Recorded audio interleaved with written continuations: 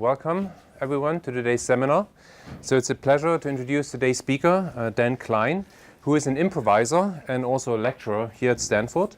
He's affiliated with the Graduate School of Business and also with the Department of Theater and Performance, and Dan teaches a number of topics, especially creativity, communication, storytelling, design thinking, and leadership.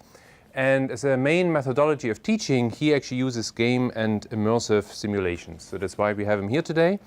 Also want to say that outside of his work at Stanford, he's also running workshops all over the world for various companies, including Google, Lucasfilms, Khan Academy, and others. So welcome, Dan, and the title of his talk is Making Games Designing for Play. Welcome everyone. When you were little, when you were a kid, the world was filled with magic. There were bright colors and inanimate objects were alive, and you had effortless access to your creativity. You played all the time. That was your job when you were a kid. Play is how we learn about the world, how we learn about the physics and the social dynamics, how we learn about your own how you move your own body and how you access your own imagination.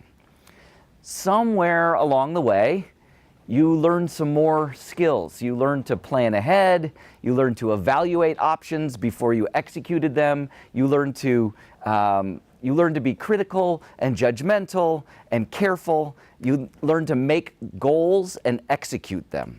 That was good.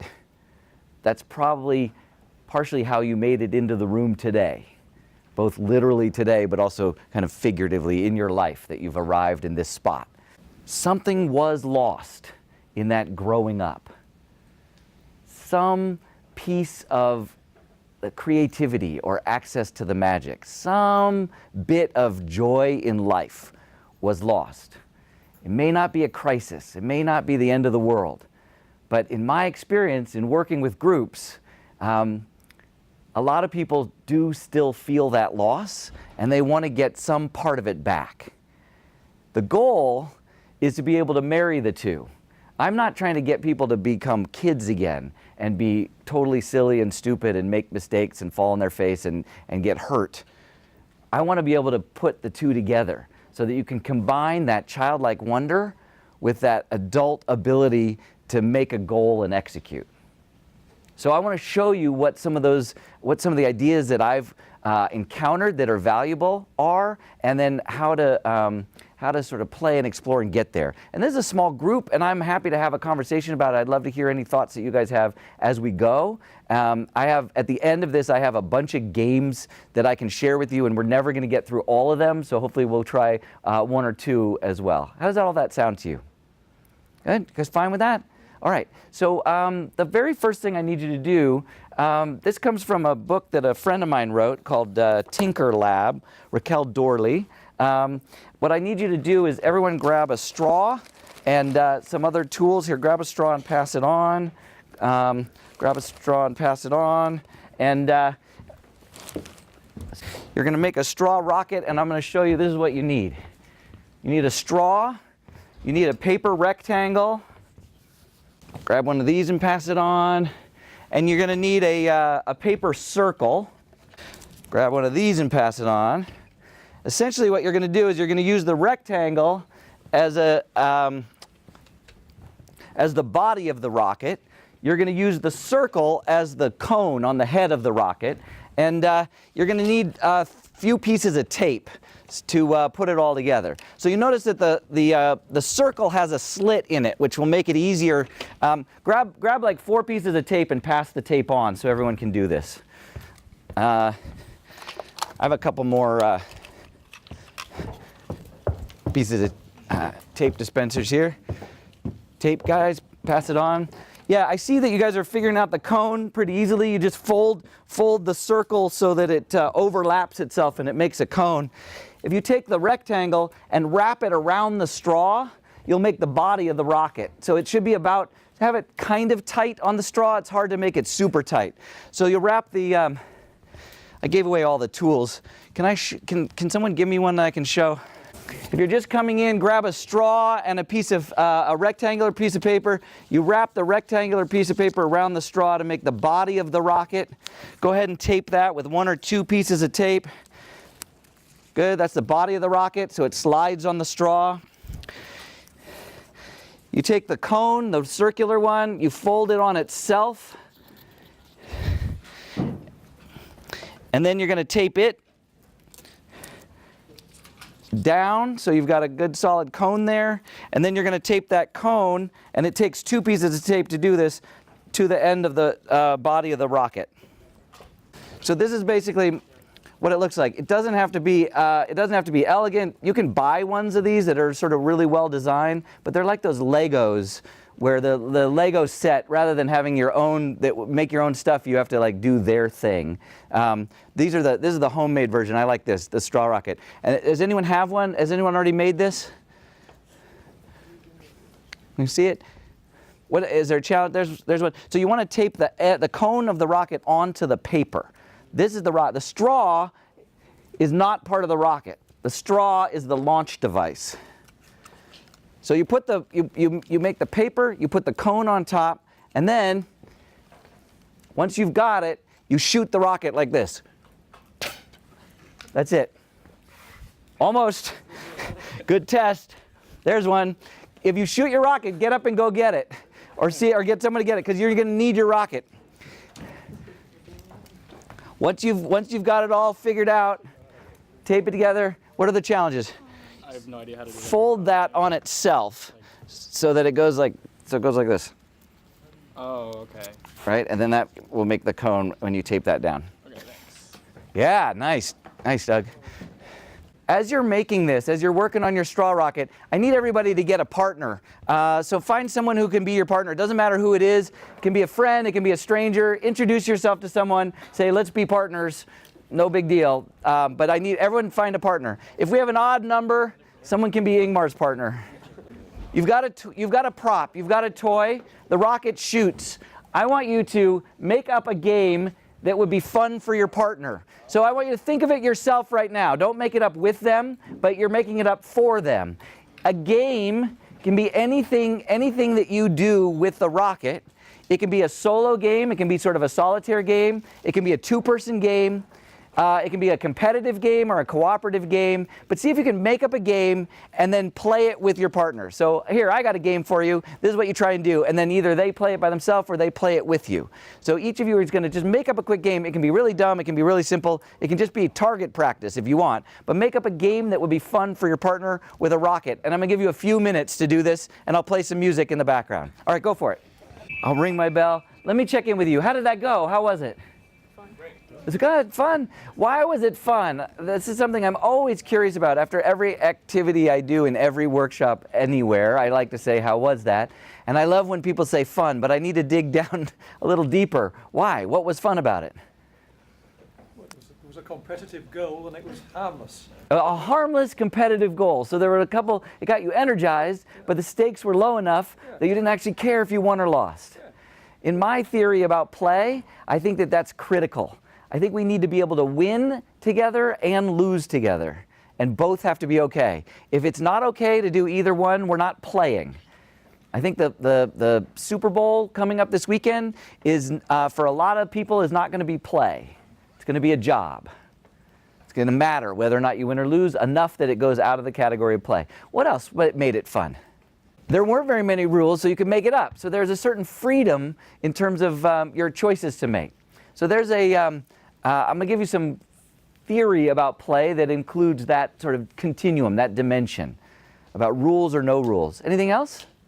Interaction. Yeah, the interaction was fun. I think this is a key part of it. We can play by ourselves, and that's valuable and useful, but a lot of the work that I do there's an interactive component. There's something extra that we're discovering when we're playing with other people, live and online, although I think this live part has so many more dimensions that I can get there a lot quicker here. Anything else? Standing up? That's good? That's fun. Why don't we do all our classes standing up? People love when we change the rule. Like you come into a class, you expect to sit. I get everyone to stand up and they think, oh my God, this is a totally different kind of class. changing the physical shape of the space ends up being playful and creative for people. What else? Simple and free. Awesome. All right. Yeah. Sort of not using the most efficient means to get to the goal, achieve the goal was fun. It's fun not to have the most efficient means to get to the goal. That we understand that there's a sloppiness to the craft, literally to the like folding the paper, that I think is of value. At the D.school, we play with this a lot when we're prototyping things. The low-res prototype ends up being of value because if you make it too nice, then you can't really play with it. People are more precious with it. But if you can make it kind of just fold the paper, stick some tape on, put it on a straw, then we can play a lot more casually and discover something about it.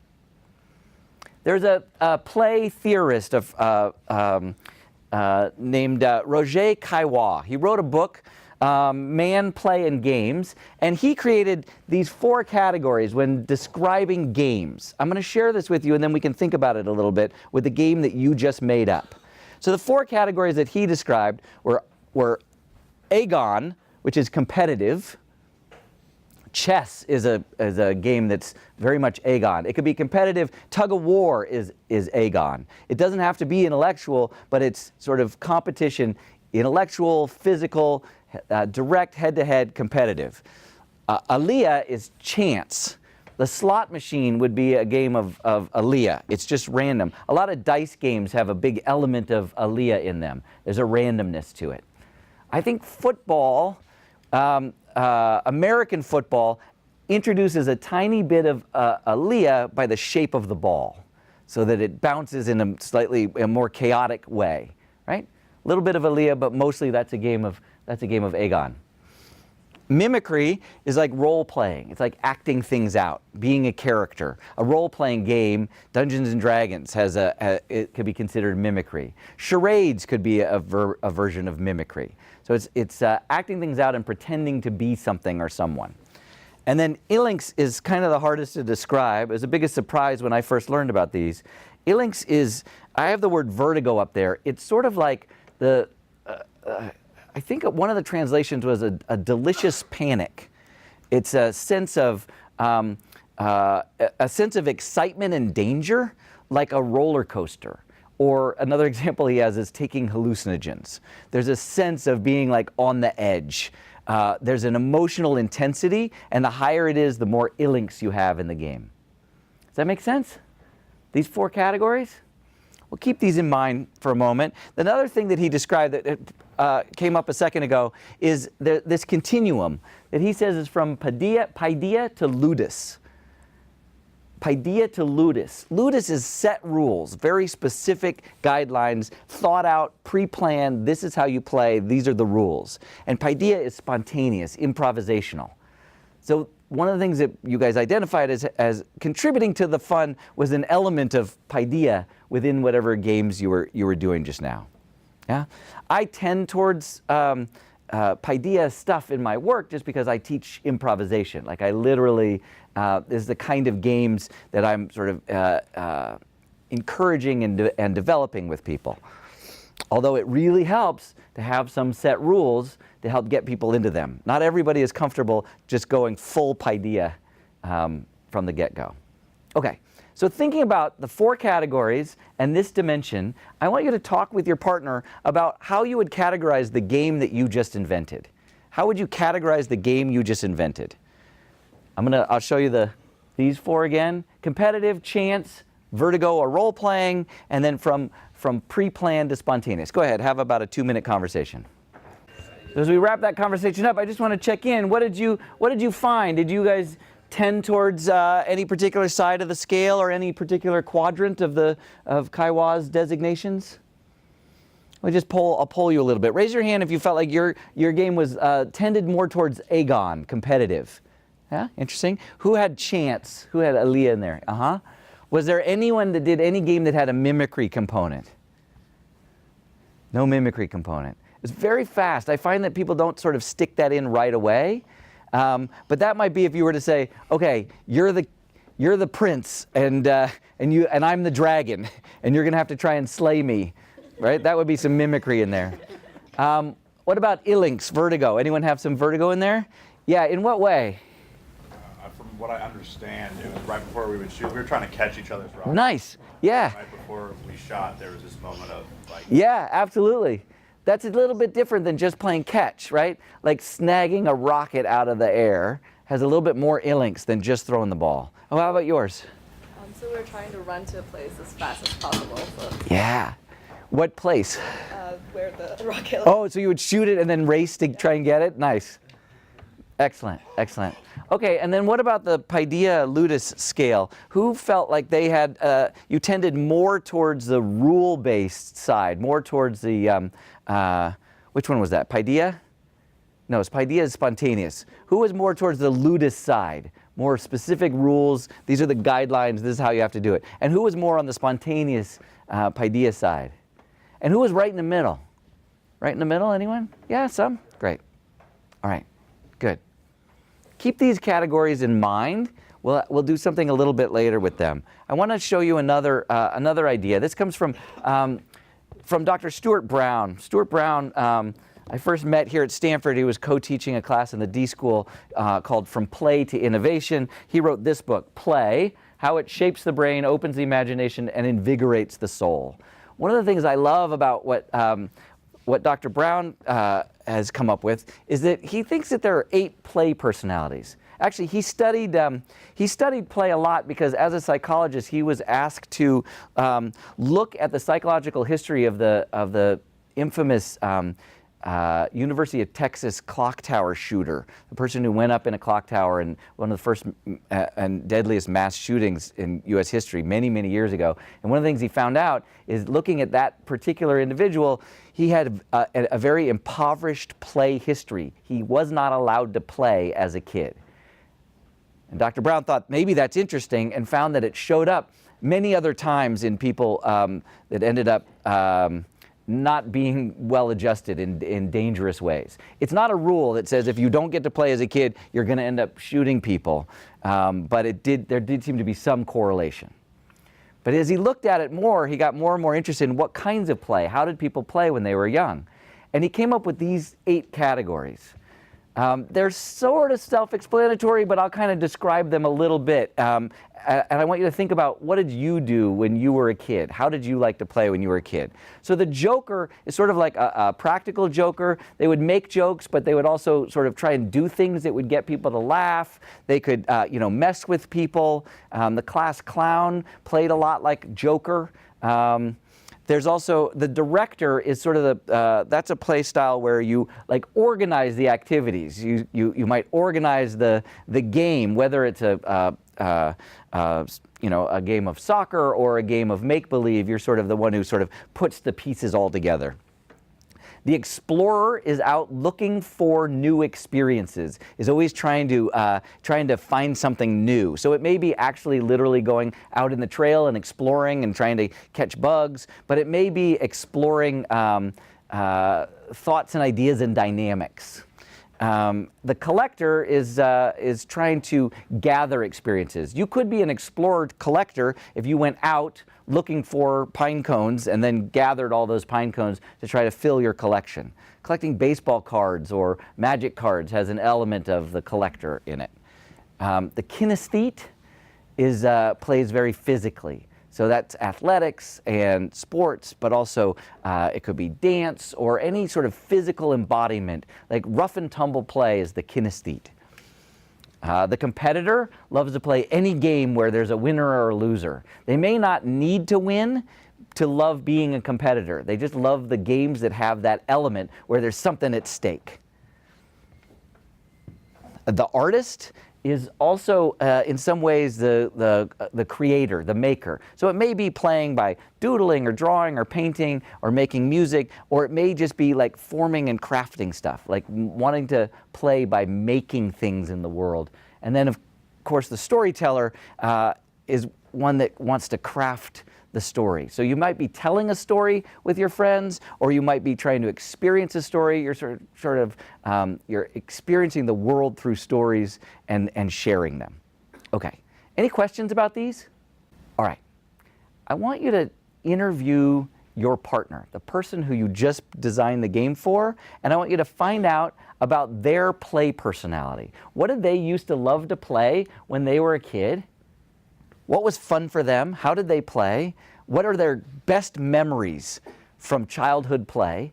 And let them talk about it in terms of what combination they may have been of those different categories. So for example, I realized that I loved Dungeons and Dragons. There was a small window in my childhood when I got really excited about Dungeons and Dragons. I didn't play it that much, but in that moment when I discovered about it and realized that I could make a dungeon, I realized that I was playing as it was director storyteller, and that awoke my imagination. And so that's like one of my fondest childhood play memories, is crafting a dungeon for my friends.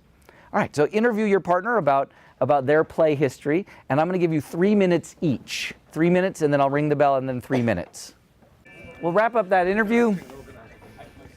How was that to talk to your partner about their play personality? Was it interesting? Yes. Did you find that they had a similar background to you? Anyone find theirs are similar? You guys are like, yeah, we have really similar play personalities. Anyone find different ones? Different? Yeah. Okay, people who found that was similar, how was that? Was that interesting? It's a nice way to connect to someone, to have these these things in common. And it's such a personal thing. Very interesting. People who found different ones, how was that? Well, I mean, you got to learn about someone. Yeah. And that was different, and you could appreciate that. Yeah. A lot of the work I do when I go into organizations and I work with executive teams, a lot of it is about how the team can connect with each other, and how especially creative teams can form a quick bond so they can do great work. And it's nice when we connect over similarities. It's fine, it's good. But when we connect over differences and we get curious and interested and learn more about someone, we actually bond faster and we do better work. Like, creative teams need to be diverse. So there's a really interesting element that comes up, especially when I happen to do that with this question. Play personality. Okay. The other reason we did that just now, though, is this is based on the design thinking concept. Here's what I want you to do. We're in I might have jumped my slide. Let's see. There it is. Who's done a class at the D.school? Yeah. You guys will recognize sort of this order of the design thinking process. The design thinking is a holistic, interdisciplinary approach to solving problems that's user-centered. You're designing for a particular user. And so what you do is first you empathize with the user. You guys made up a game at the start of the class today, but you made it up for the other person just guessing what might be fun for them. But in the design thinking process, if we use that for game design, you would first empathize with the user, at least at some point in the process. Find out what's fun for them and what's interesting to them. Now, I'm going to give you the define stage. Right now, define is you're going to make a game with a straw rocket. So that's your goal. You're going to create a game with a straw rocket for your user that would be fun for them. Right now, we're going to ideate. You're going to come up with a bunch of different ideas.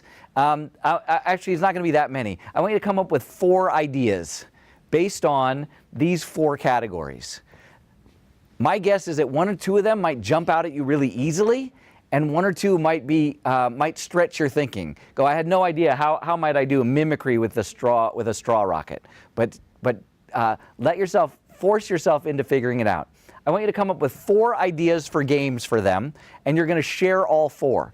I would encourage you to write it down just so that you can keep track. You can sketch the idea. You can write a couple notes. But I'm going to give you 3 minutes right now to come up with 4 different ideas for a straw rocket game for your partner. And then you're going to test it by sharing it with them. You're just going to tell them about the games you came up with. So what I say, 3 minutes? 3 minutes to come up with 4 different games with a straw rocket that would be fun for your partner. All right, go ahead. I'm going to play some music. Cool. Let me, as you guys are sort of playing, let me just check in. How did that go? How was it thinking about these categories and coming up as a spark of coming up with new ideas for games? How did that go? Good, interesting, fun. Thoughts, comments, insights, sarcastic remarks, anything that came from this? I think we really needed more information than we got in 3 minutes. Of finding out about what's interesting to them? Ah, that's a good point. Anyone else feel that? 3 minutes didn't quite give you enough user information to really explore. I thought my partner did a great job. You really? What did they design for you? And she also combined two in a really interesting way. She combined Great. chance with role playing. Nice. It was shoot the rocket somewhere outside, and wherever the rocket lands is a new planet that you have to tell a story about the colonization of that planet. Nice. So kind of combined stories. Yeah. And what did she pick up from your history that led to that being interesting? How did you know? Really likes to build things and then tell stories about them. Yeah. I think when he was little, he built a little fort with his friend. They turned like this broken playset into a fort. Yeah. And then, you know, as they aged, it turned into like they told stories about it. Great. And they made movies about it. Great. You're a world builder. Awesome. Cool. Anything else? Anyone else get a good game from their partner? Something that you thought, yeah, that was pretty fun, and I appreciated the sort of personalization of the straw rocket. Anyone? Did you guys come up with games that you personally like better than your partner liked? Maybe I didn't do enough of focusing you on the empathy part, and you're still self-centered. That's fine. We did a couple of minutes, but that's fine. I want to throw a couple other ideas, or at least I want a chance to play some games with you as we come towards the end of this workshop. But let me turn it over to you and see if there's any questions that you have. Anything that you want to ask about or discuss before I sort of share a couple more games that I find are really useful for in various contexts of getting into the sense of fun and play with strangers and with friends. Any comments or questions? Yeah. Using like the principles you've shown us, what is your ideal game? Like, what do you think is the ideal game? What is the ideal game? Yeah, like characteristics wise, like. Oh gosh, I really think it's personal. Like because of those play personalities, like some people just want to go pure Aegon, head to head. Like let's play Go. Let's play the Eastern board game of Go that is just a mind against mind, like everything's there. And some people just want to do make believe. So I don't know, personally, I think it's got to have this combination. I like to move in between them myself. You know, I like to sometimes not have to improvise and be making stuff up all the time. I like a set of rules that I want to explore. I pull out my phone and play Drop 7 for too many minutes in a row. It has nothing to do with improv and storytelling. So I think at times we like some, and at times we like others. I think it's a nice way to push yourself into different categories. We taught a class at the D.school in game design. A lot of this material comes from that class. I co-taught it with Michael St. Clair, who got a PhD in the theater department here, studying games from the perspective of how we analyze theater, all games. And with Matthias Crawford, who's getting his PhD in the communications department, who is a game designer and who's also looking at the history of games and creativity through various iterations. But we found that this is a really nice way to sort of, I hadn't thought about this category at all. What happens if I bring in an element of mimicry or an element of illinks? What else? Any other questions or comments? Yeah. There are, 8 player personalities, and there are 4 different type of games. So before you design a game, how do you decide which type of user you are targeting to? That's a great question. What's your instinct?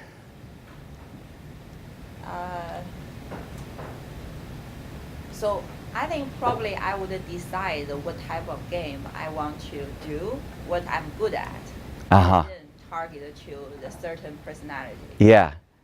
I don't know, it's a better way. I think that's a perfectly good way to go about it, but I also think that this is a nice way to break out of any of your own personal habits, is to think in terms of like a play personality that you don't represent. Go, gosh, I don't care anything about collecting, but what if there was a collector element to this game? How would that change the game? And it can be a nice way to drive your design process. But I think it's a perfectly good way to start with what your tendencies are, because they're what you understand and know about. But one of the key principles of design thinking is to understand your user. And as a way to get out of your own set of assumptions is to just think in terms of how they think and what they're interested in. I encourage you, as you play games and notice games, to keep an eye on these categorizations. Some great games move between all of them, and they do it in such a beautiful way. It's a nice way to analyze and think about what's successful about this kind of game, or why am I drawn to this game or that game.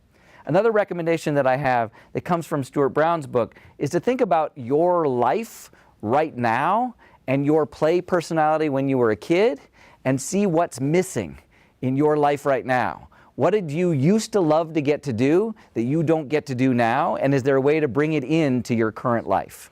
Do you need to bring in more kinesthetic play? Do you need to bring in more storytelling? Do you want to direct something in some way that you're not getting to? Figure out a way to bring your play personality into your current life. And as you're designing your careers in the future, absolutely keep that in mind. Any other comments or thoughts or questions? Okay, good. I have a few more minutes. Here's some games. I love these games. These are the ones I'm loving right now. Word at a time letters, Danish clapping, 510, convergence, and exquisite corpse. If you are curious about any of them, I probably have time to share one of them with you, and we can play. Is there one that pops out that you guys want to call for? I like to have a little element of Paideia in all of my workshops, so I want there to be like a random, like I don't want to know which one I'm going to do until you call it out. You want Danish clapping? Yeah. All right, Danish clapping it is. This is I love this. There's a great video on Vimeo from the Haberdashery Collective. This is I think it's a child playground game in Denmark, but it's making its way all around. I like this game a lot because you can play it competitively or cooperatively. So let's think about it as cooperatively. Your goal is to try and go as fast as you can. Everyone needs to have a partner, one partner. Stand up and stand opposite your partner. You might even come down here if you need some space. So this is how this game works. You're going to sync up with your partner. So you stand opposite each other, you make eye contact, and together at the same time, you'll clap your thighs, right? So that's how you sync up. In between every move, you're going to clap your thighs. All right, so we'll keep all organized that way. So first we'll clap our thighs, and then we'll make a move. Now there's 3 moves. You either throw your hands to the left, you throw your hands to the right, or you throw your hands overhead. We're not planning with each other which move we're going to make, and it doesn't matter if we do the same one or different ones. It doesn't matter if you repeat the same one over and over and then trade. It doesn't matter what pattern you use. We're going to alternate between doing a move and clapping our thighs, do a move and clap our thighs. So let's do that. We're doing it. We're synchronizing with the clapping, but we may not be synchronized. We may or may not be synchronized with the move. Okay, so we go like this, right? Just like that. Good. Notice how sometimes it's the same and sometimes it's not, right? Okay, good. So we're going on the rhythm. Very nice. Now here's the part that makes this more fun. If we happen to do the same thing, we break and do one other thing. If we happen, we clap, and then we happen to both go up, we go, oh, that was the same. We mirrored each other. Now we do a double high five. And then we go back, and then up, that was the same again, another double high five. Up, different, keep going. Different, keep going. And then when it happens to sync up, whoop, there we go. And then see how fast we can go. Good. All right, good. Start slow and see how fast you can go. Go for it. All right, try it with 3. This is my current list of books and resources about games that I find interesting and valuable. If you're at all curious, I have copies of some of them up here if you want to look at them. I've been doing this for a while, and I get to do it in a lot of different contexts. It strikes me that there's something really profound about being able to add more play and more games to every single context, even the most serious and even the most dangerous. I think that there's an element where we are most alive when we are playing. Thank you guys very much. Good luck with everything.